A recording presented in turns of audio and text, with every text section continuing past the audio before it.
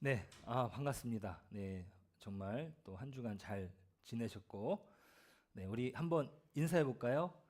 은혜 많이 받으시길 바랍니다. 우리 서로 인사해 보겠습니다. 시작. 은혜 많이 받으시길 바랍니다. 네, 네, 좋습니다. 네, 저희들 이렇게 또 작지만 또 이 시간 하나님 말씀을 듣는 것이 우리에게 복이다. 이렇게 생각을 하시면은 좋을 것 같습니다. 네, 저희들이 로마서 말씀을 같이 보고 있는데 오늘은 두 번째 시간입니다. 자, 요즘 사람들이 이런 이야기를 해요. 어떤 이야기냐면 저기 PPT에서도 말하는 것처럼 종교 없이도 나는 내 인생의 주인으로 자유롭고 합리적으로 잘 살고 있습니다. 이렇게 이야기합니다. 근데 그분들이 거짓말을 하는 게 아니에요. 겉으로 보면은 정말 그렇습니다. 좋은 직장을 다니고 또 누가 봐도 부러워할 만한 집도 있고 차도 있고 자기 삶을 아주 잘 통제하고 있는 것처럼 보이는 것이죠. 저도 여기서 전도를 하는데 어떤 분이 이런 말씀을 하시더라고요. 주말마다 별장 오듯이 여기 청라에 집을 하나 더 사뒀다고. 그런데 그 표정에서 뭔가가 느껴졌습니다. 나는 정말 잘 살고 있다. 나는 아무것도 부족하지 않다. 이런 자신감이랄까요? 자, 그런데 우리 안에는요, 숨겨진 어떤 불안이 있습니다. 정말 괜찮은 사람이고 평소에 교양도 있고 합리적이고 근데 딱 한순간이 있어요. 그때가 언제냐면 내가 그토록 원했던 것, 그것이 성공이든 직장에서는 승진이든 아니면 그냥 누군가한테 인정 한마디 받는 것, 이것이 흔들리는 순간 갑자기 나도 모르게 불안해지고 그리고 갑자기 이유 없는 화가 치밀어 오르고 그리고 그 화는 엉뚱하게도 가장 소중한 사람에게로 향합니다. 그러면서 관계가 깨어져요. 스스로는 자유롭다고 생각하고 어떤 신에게도 어떤 종교에게도 얽매이지 않았다고. 그런데 잘 생각해 보시면 정말 그러겠습니까? 우리는 이 순간에도 눈에 보이지 않는 무언가를 쫓으며 살고 있어요. 무언가를 쫓는 거예요. 그것이 생각보다 훨씬 철저하게 거기에 속박되어 있습니다. 자, 그런데 여러분, 이게 사실 어제 오늘 이야기가 아닙니다. 2000년 전 사도 바울이 이미 그 문제를 정면으로 다뤘고 오늘 로마서 1장의 이야기가 바로 그것입니다. 스스로 합리적이고 자유롭다라고 생각하는 사람들. 그런데 그 속에 숨겨진 영적인 현실을 아주 충격적인 진단을 내리고 있습니다. 자, 그러면 성경은 정말 이 알 수 없는 불안의 원인이 어디에 있는지 뭐라고 이야기하는지 한편 보도록 하겠습니다. 자, 로마서 1장 18절에 같이 한번 읽어보겠습니다. 시작. 하나님의 진노가 불의로 진리를 막는 사람들의 모든 경건하지 않음과 불의에 대하여 하늘로부터 나타나나니. 자, 로마서 1장을 보면은요, 사도 바울이 1절부터 인사를 하고 그리고 복음에 대한 이야기를 우리가 18절까지 보았어요. 복음에 대한 이야기니까 좋은 소식이잖아요. 그런데 갑자기 분위기가 바뀌면서 뭐라고 이야기하냐면 저기 빨간색 글씨로 하나님의 진노라고 말합니다. 자, 무언가 충격적인 단어를 쓰고 있는 거예요. 아니, 갑자기 왜 진노 이야기야? 하나님은 정말 사랑이라고 말씀하셨는데 사도 바울이 지금 복음을 설명하면서 중요한 이야기의 카드가 하나님의 진노라고 하는 부분. 이것은 우리가 직면해야 되는 하나님의 중요한 이야기입니다. 이 진노의 무게를 모르면 복음의 은혜도 깊이 깨달을 수 없다라고 말합니다. 자, 근데 오늘 보면 18절에 보면요. 불의로 진리를 막는 사람들이라고 되어 있죠. 자, 그래서 이 불의로 진리를 막는다라고 할 때 이 막는다라고 하는 의미는 그냥 단순히 막는 게 아니에요. 원어로 찾아보면은 이게 뜻이 어떻게 되냐면 중간에 억누르다, 눌러 막다라고 하는 뜻입니다. 이 억누르다, 눌러 막다라고 하는 뜻은 뭐냐면 뭔가 불편해서 꾹 누르고 있는 거예요. 네, 너 올라오지 마라고 하면서 누르는 거죠. 우리 지한이가 막 안아달라고 하니까 불편했어요, 안 불편했어요? 불편했잖아요. 네, 그때 여기 있어 하면서 이렇게 누르게 되잖아요. 그러니까 그런 억누르다.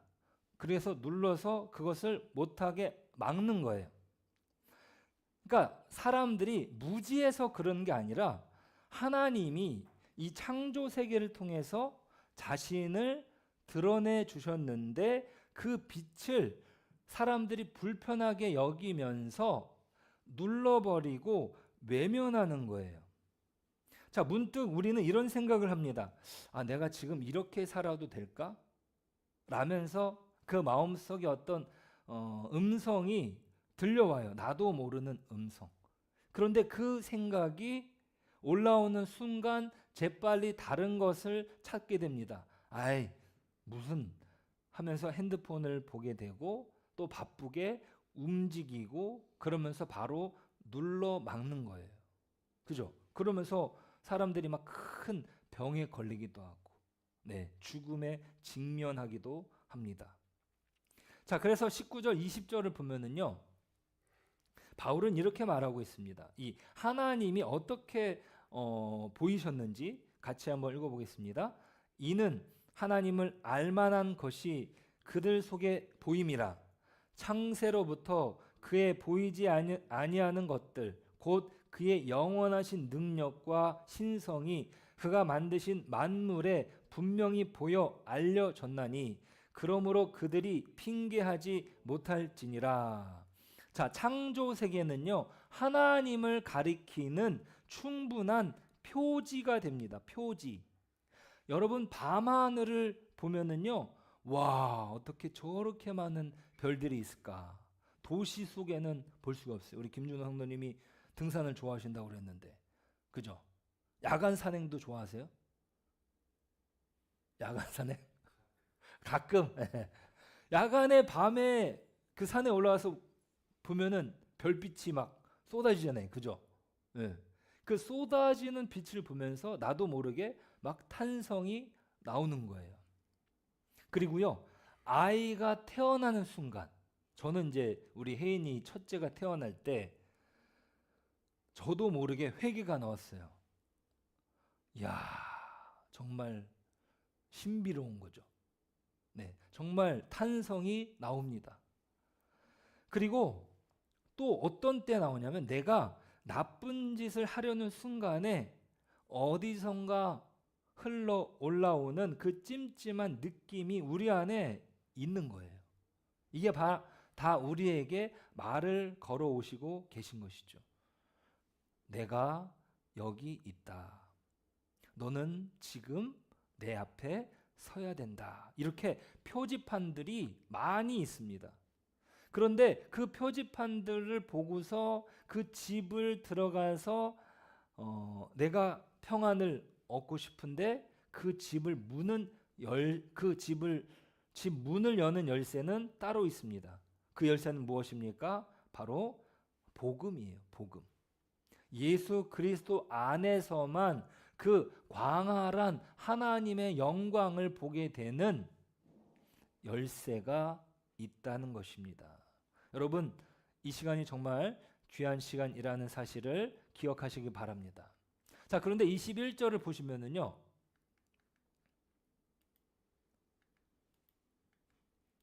네, 잠깐만요.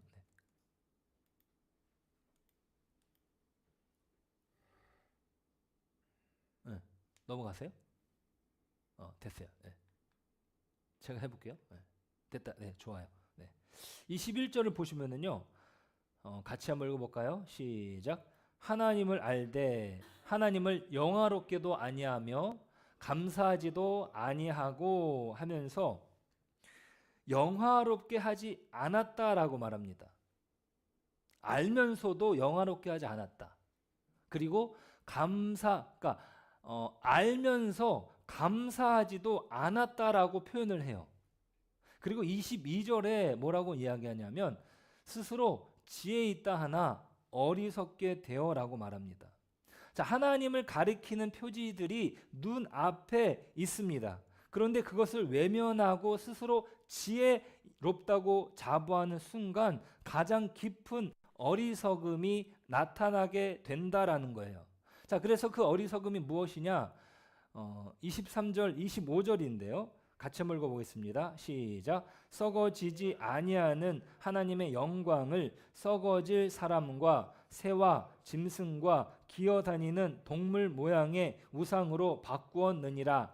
이는 그들이 하나님의 진리를 거짓 것으로 바꾸어 피조물을 조물주보다 더 경배하고 섬김이라. 주는 곧 영원히 찬송할 이시로다. 아멘. 자, 여러분 보세요. 자, 분명히 나쁜 이야기, 암울한 이야기를 합니다. 그러다가 갑자기 멈추는데 뭐라고 멈추냐면 저기 마지막 문장, 주는 곧 영원히 찬송할 이시로다. 아멘. 이렇게 말합니다. 자, 인간의 비극을 말하면서 하나님의 영광을 붙들고 있는 거예요. 자, 이 영광의 찬양이 오늘 본문의 전체 분위기를 말해줍니다. 자, 무엇이냐면 사도 바울이 쓴 단어가 재미가 있어요. 잘못된 선택이라고 말하지 않고 영광을 바꿨다 말합니다. 자, 영광을 바꿨다. 자, 굳이 영광이라는 단어를 왜 썼냐? 하나님은 어떤 존재로 지어졌냐라고 할 때 그 존재는 하나님의 영광을 담아내도록, 그 영광을 반사하도록 지음받은 존재예요. 자, 따라해 볼까요? 나는 하나님의 영광을 담아낼 존재입니다. 이게 바로 나에 대한 이해예요. 그런데 그 존엄성이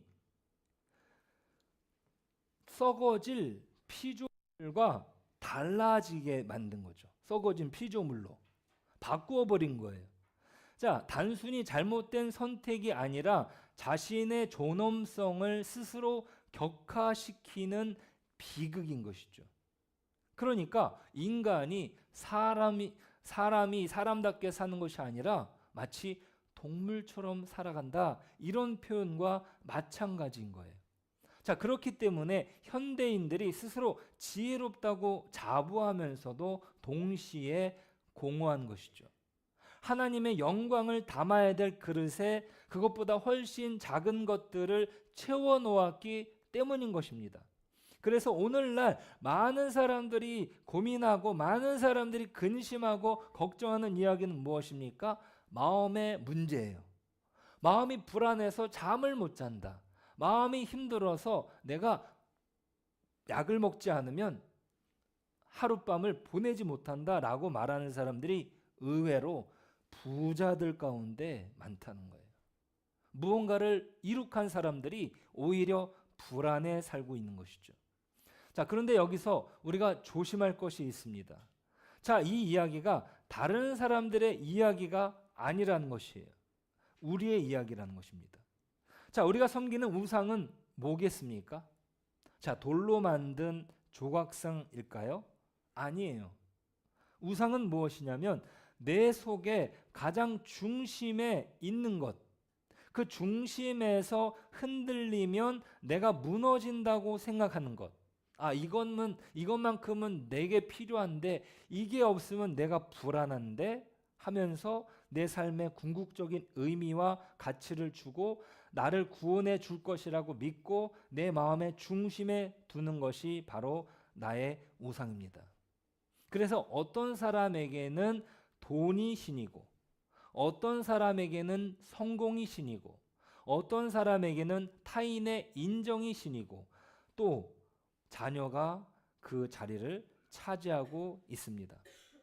자, 이것들은요, 나쁜 겁니까? 좋은 겁니까? 좋은 거예요. 나쁜 거 아니에요. 좋은 겁니다. 자, 그런데 그 좋은 것을 어떻게 해요? 매력적인 좋아 보이는 가짜 신인 거죠. 이것이 나에게 있으면 나는 만족할 수 있는데 라고 하면서 자신의 모든 시간과 열정과 돈을 바치면서 어떻게 하고 있냐면 예배를 드리고 있다는 것이에요. 자, 그것이 바로 마음의 중심에 올려놓게 되는 것입니다. 이것은 이미 내가 어떤 판단을 하고 있는 것이에요. 그 판단은 무엇이냐면 하나님보다 그것이 더 나를 행복하게 해줄 것 같다. 해줄 것 같다. 자, 하나님의 영광을 알면서도 그보다 덜한 것을 선택한 것. 이것은 성경이 말하고 있는 우상 숭배의 본질입니다.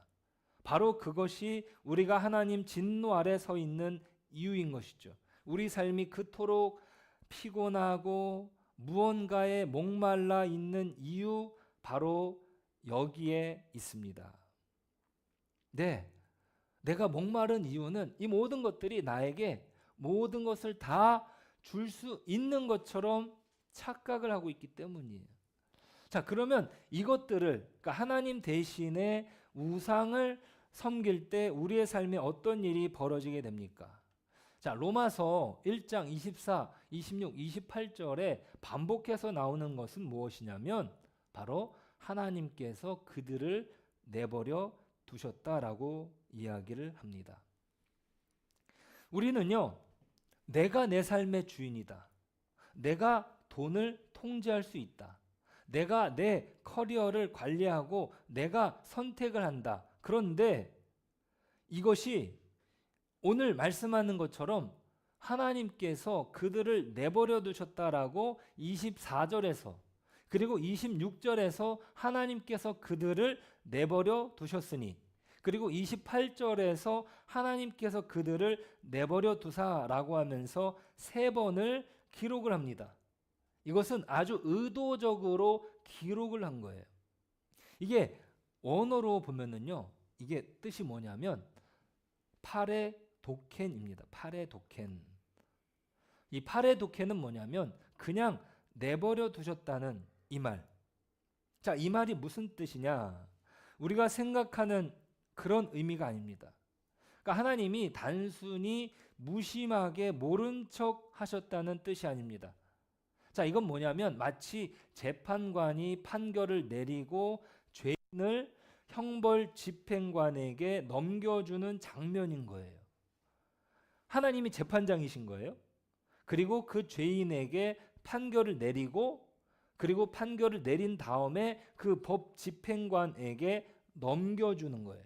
이게 무슨 말이냐면 야, 너가 나보다 그것을 선택했으니까 그 선택의 결과를 너의 삶에다가 굳혀버리겠다라는 거예요.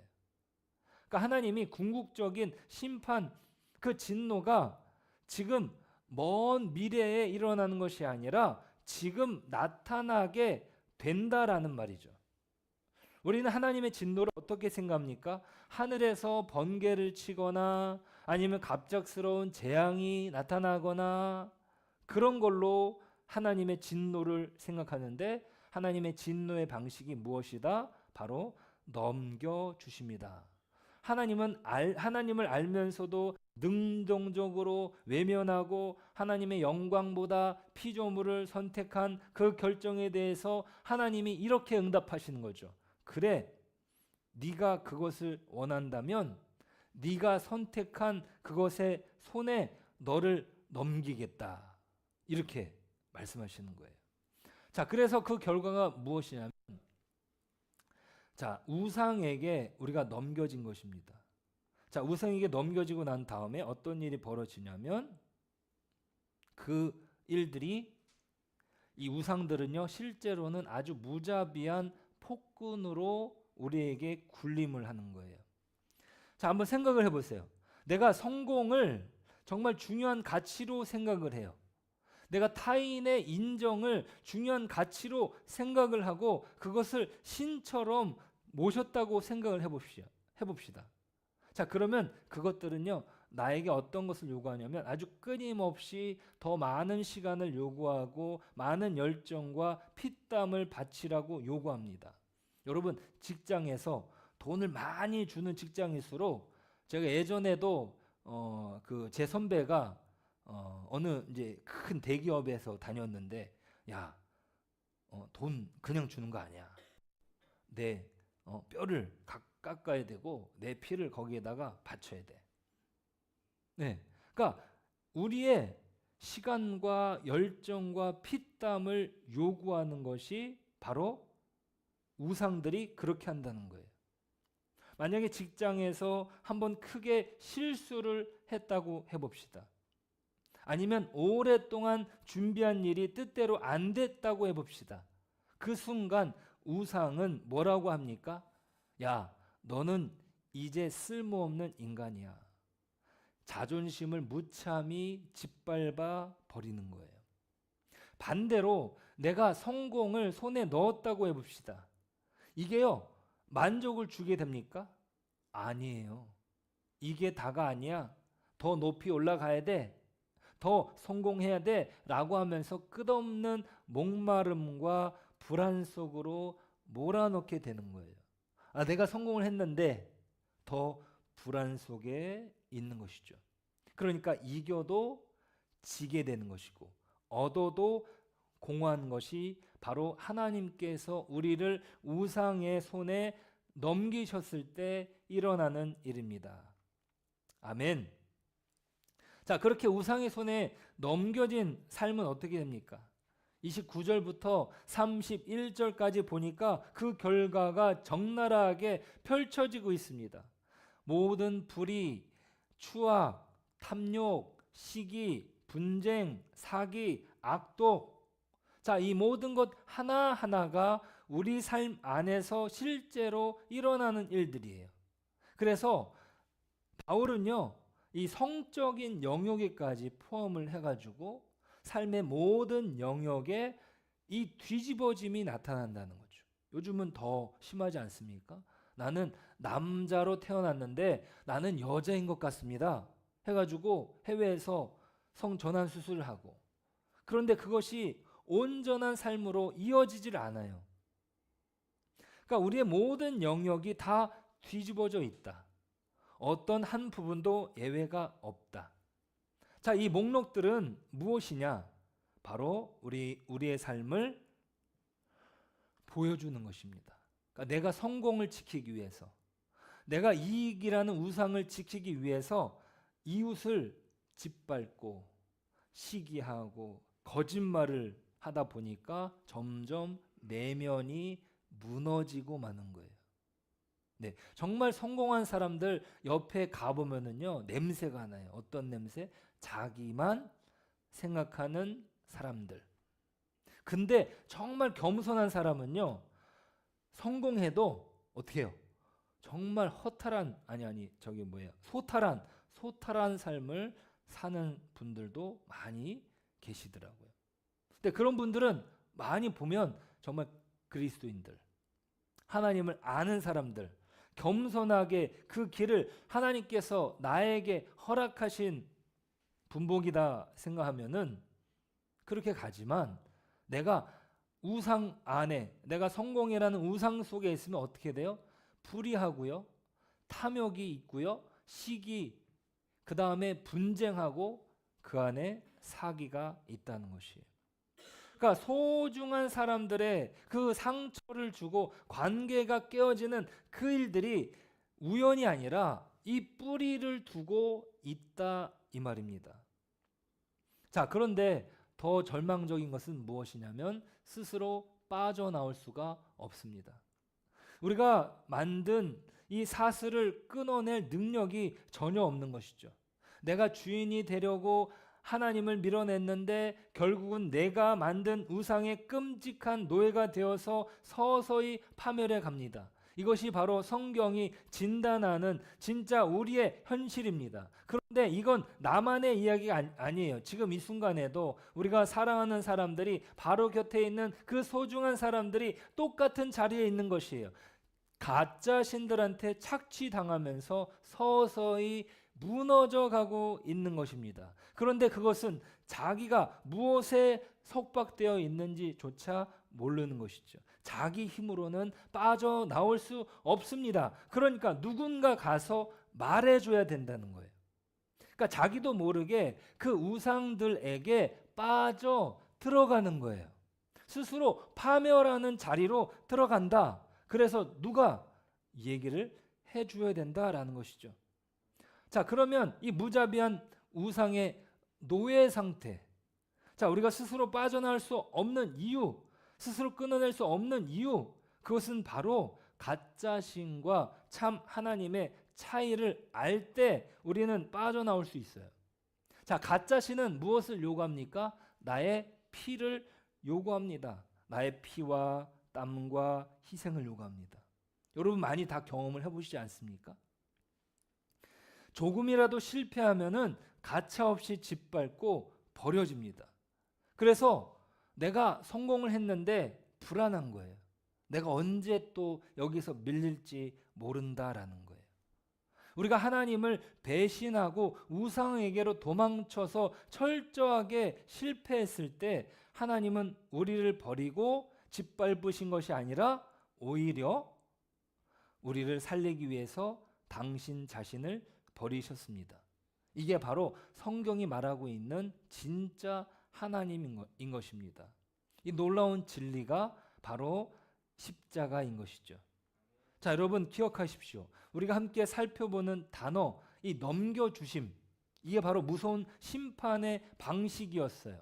그런데 놀랍게도 그 넘겨주심이 십자가에서 등장하게 됩니다. 하나님의 가장 무서운 심판 방식, 죄인을 그가 선택한 우상에게 넘겨주시는 것이라고 했어요. 재판장이 판결을 내리고 그 형 집행관에게 넘기는 것처럼 내가 하나님보다 그것을 선택했으니 나는 그 선택의 결과를 내 삶에 굳히겠다. 이 하나님의 거룩한 이 심판 행위, 그런데 그것이 바로 십자가에서 나타나게 됩니다. 바로 예수님이 이렇게 말씀하셨죠. 나의 하나님, 나의 하나님, 어찌하여 나를 버리셨나이까. 자, 예수님께서 그 십자가에서 넘겨지게 되신 거예요. 자, 이것은요, 그 성부, 성자, 성령의 연합이 끊어진 것이 아닙니다. 그 넘겨주심은 우리를 대신해서 예수님이 그 자리에 계신 것이죠. 우리가 마땅히 받아야 될 버림받음의 심판을 예수님이 대신 끝까지 담당하신 것입니다. 그러니까 예수님의 그 심판 형식, 그 넘겨주심의 형식이 바로 우상의 손에 우리가 우상의 손에 넘겨지게 됐는데 예수님이 그 자리에 대신 서신 것입니다. 우리가 받아야 될 그 자리에 주님이 들어오신 것이에요. 그것이 바로 십자가의 사랑인 것입니다. 여러분, 이 사랑이 우리의 마음에 압도될 때 비로소 우상의 지배에서 완전히 해방되게 됩니다. 아멘. 자, 세상의 가짜 신들은 우리에게 끊임없이 피와 땀을 요구합니다. 네가 조금이라도 잘못하면은 너는 실패자다. 너 내 말 잘 들어라. 이렇게 막 윽박해요. 근데 십자가의 하나님은 어떻게 말씀하시냐면 나를 살리기 위해서 하나님이 피를 흘리셨어요. 나를 살리시기 위해서 하나님이 모든 것을 바치셨어요. 나를 살리시기 위해서 하나님이 버림받음의 자리에 담당하신 거예요. 그 자리를. 여러분, 누가 진짜 하나님이십니까? 우리가 아직 죄인 되었을 때, 하나님을 대적하는 원수였을 때조차 주님은 십자가에서 우리를 위해 죽으심으로 그 압도적인 사랑을 확증해 주십니다.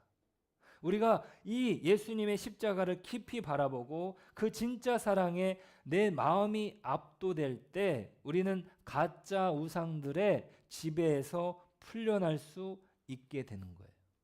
이 사랑에 압도된 사람은 더 이상 가짜 신들에게 끌려다니지 않습니다. 진짜를 만난 사람은 가짜에 더 이상 목마르지 않거든요. 여러분, 그 화폐 감별사들이 하는 방법은 뭔지 아십니까?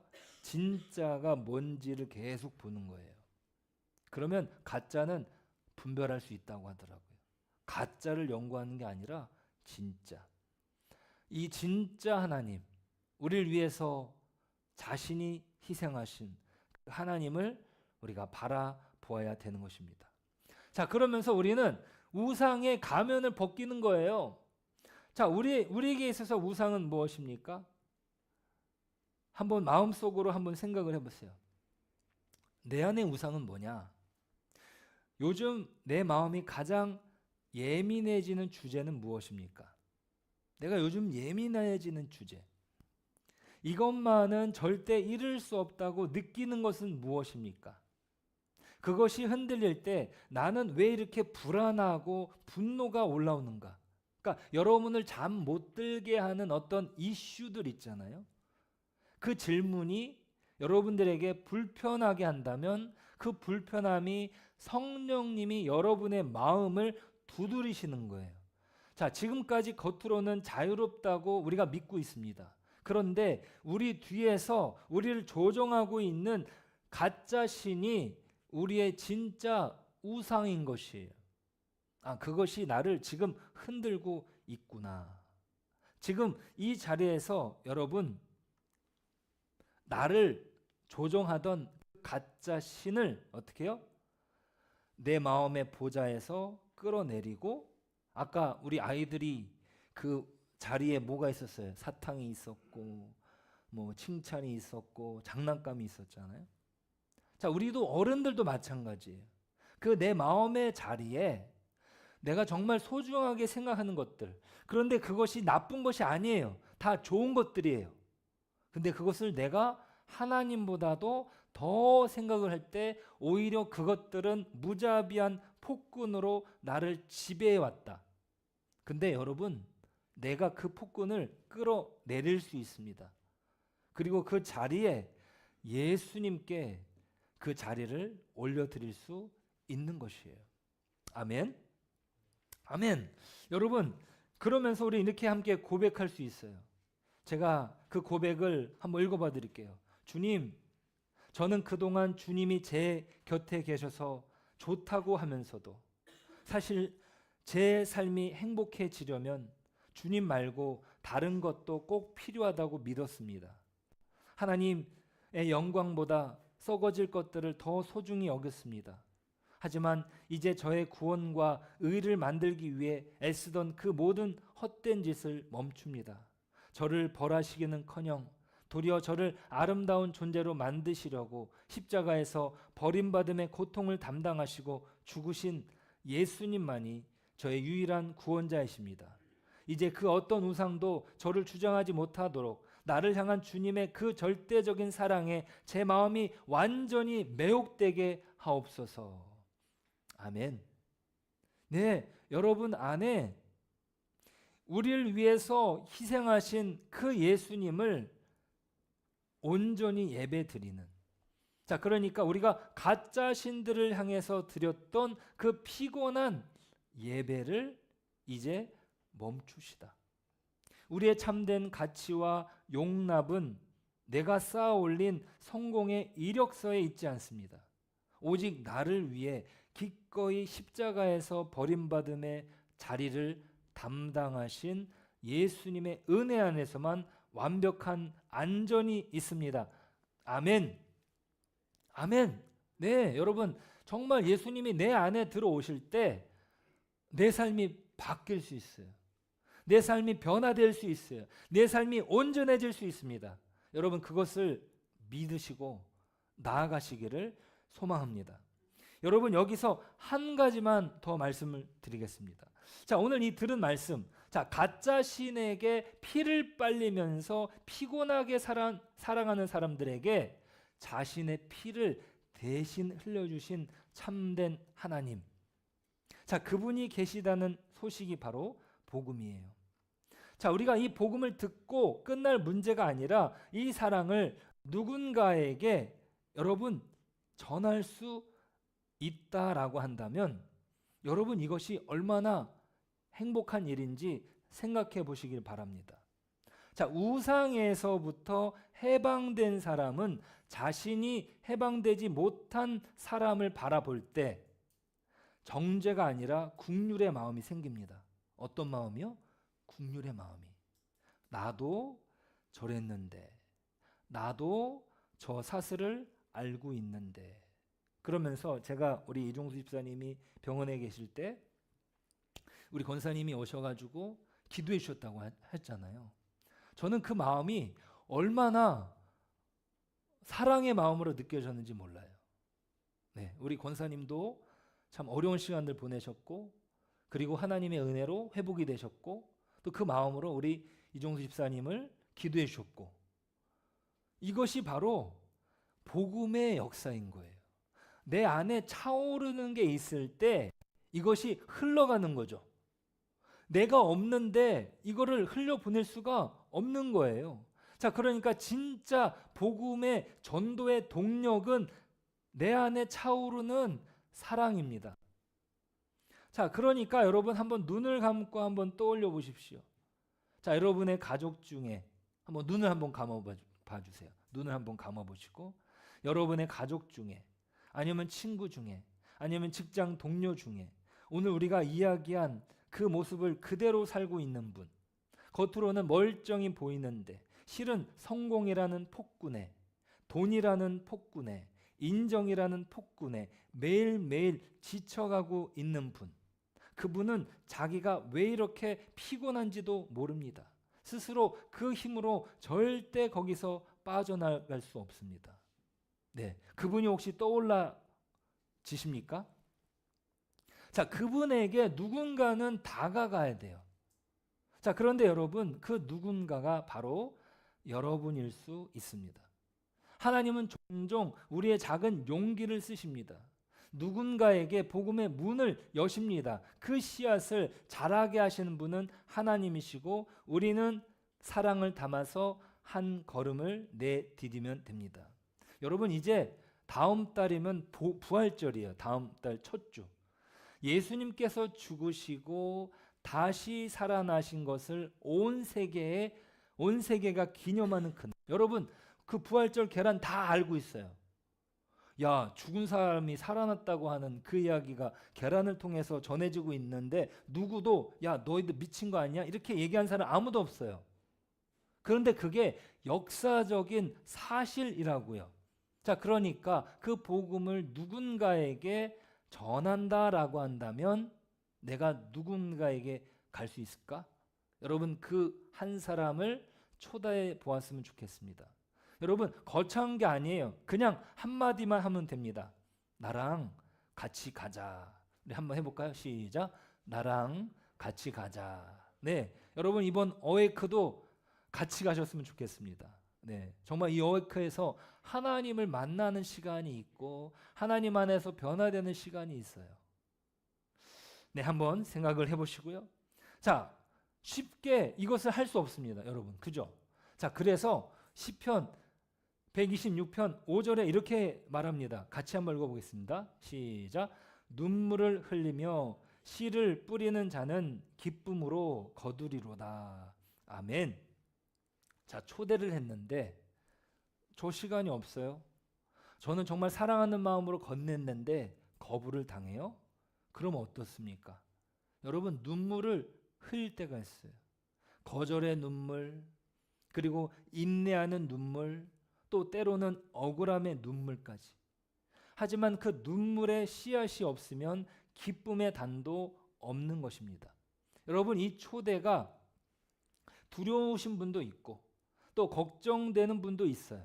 근데 하나님은 우리보다 훨씬 더 오래 참으셨다는 거 아시죠? 네, 로마서 2장 4절에 하나님의 인자하심이 너를 인도하여 회개하게 하심을 알지 못하여 그의 인자하심과 용납하심과 길이 참으심이 풍성함을 멸시하느냐.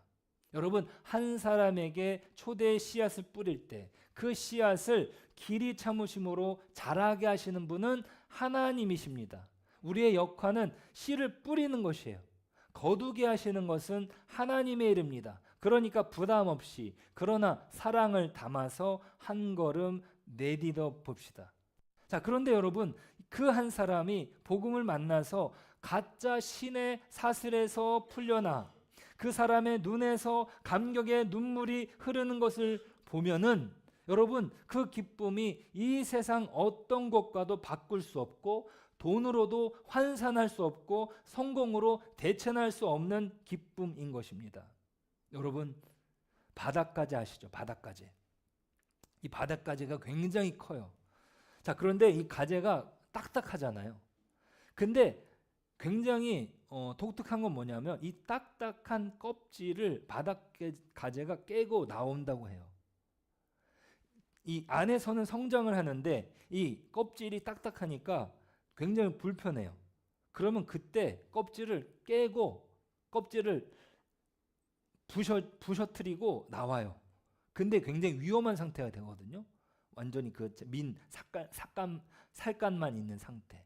그런데 성장하려면 그 불편함을 감수하고 커야 되는 거예요.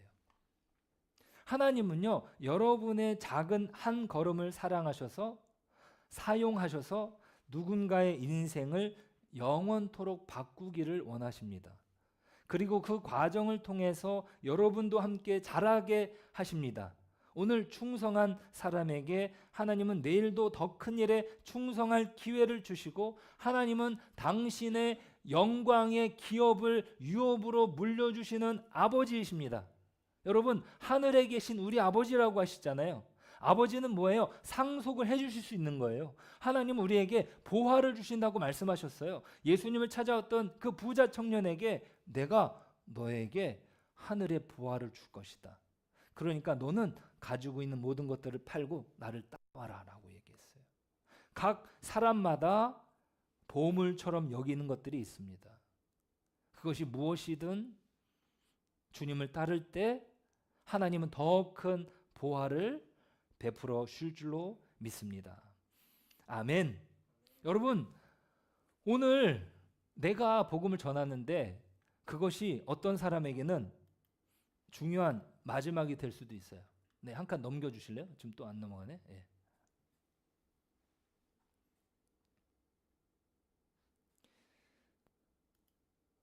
자, 우리에게는 시간이 많지 않을 수 있습니다. 자, 어제까지 멀쩡하던 사람이 오늘 갑자기 병원에 실려가기도 합니다. 오늘 함께 밥 먹고 웃던 사람과의 대화가 마지막이 되기도 합니다. 우리 주변에서 실제로 일어나는 일들이죠. 야고보서 4장 14절 너희 내일 일을 너희가 알지 못하는도다. 너희 생명이 무엇이냐? 너희는 잠깐 보이다가 멀어지는 없어지는 안개니라. 자, 우리가 사랑하는 복음을 전할 기회가 이번이 마지막일 수도 있습니다. 자, 다음이라는 건 아무에게도 보장되어 있지 않아요.